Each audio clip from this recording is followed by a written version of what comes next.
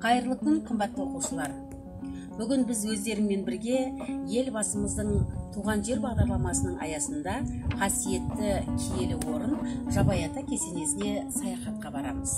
Елбасымыз болашаққа бағдар рухани жаңғыру атты мақаласында патриотизм кіндік қаның тамған жеріңе, өскен ауылыңа, яғни туған жеріңе деген сүйіспеншіліктен басталады деген.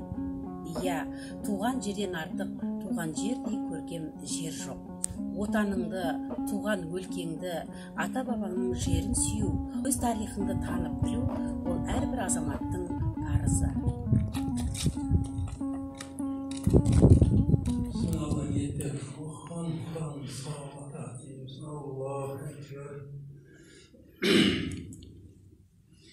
أعوذ بالله من الشيطان الرجيم بسم الله الرحمن الرحيم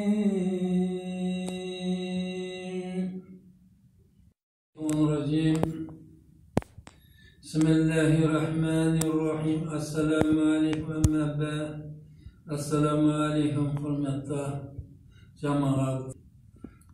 Жабай Тоқсаба әулие 1728 жыл дүние келген.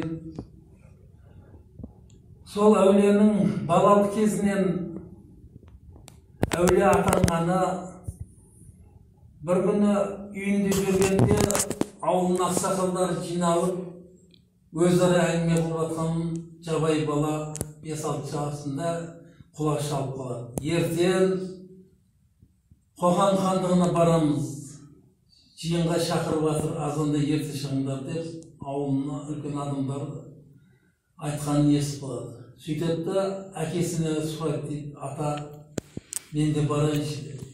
Жоқ, сен шешеңе бара, сен әлі жасың үлкейгенде барасың деп қалдырып қояды. Сол кезде бала қалмастан бір кішкентай мал қарап жүрген тай болады, соны ертеп артынан Сіргелі Жабай Қазбекұлы ұрпақтары таратқан шежірелері мен деректерге сүйенсек, 1728 жылы дүниеге келіп, 1810 жылы бақилық болған. Баба өмірін зерделеген Еркебай Бүрлібайұлы мен Махатбайұлының жазуы бойынша, оның кіндік қаны Сарыағаш ауданына қарасты Әлімтау елді мекенінің маңына тамған. Түпкі тегі Бораш Мырза атанған ұлы бабадан тараған. Жабай бабаның атадан балаға сақталып келе жатқан жәдігерлері бар.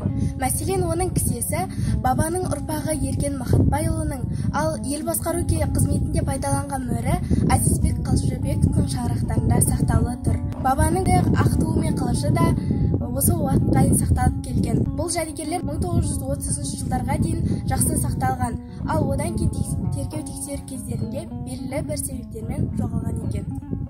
Сіргелі батыр Жабайдың жас кезін туыстаған батыр Тоқсаба ел басқарған тұлға болғандығын дәлелдейді. Шындығында ол өзінің қасиетімен және Алла берген өзінің көріпкелдігімен көзінің тірісінде де бақилық болғаннан кейін де елге қызмет атқарып келе жатыр. Құрметті оқушылар, әрбіріміз өскен мекенімізді құрметтеп, оның атын асқақтатып, осындай қасиетті киелі орындарымыз жайлы жүрген жерімізде дәріптеп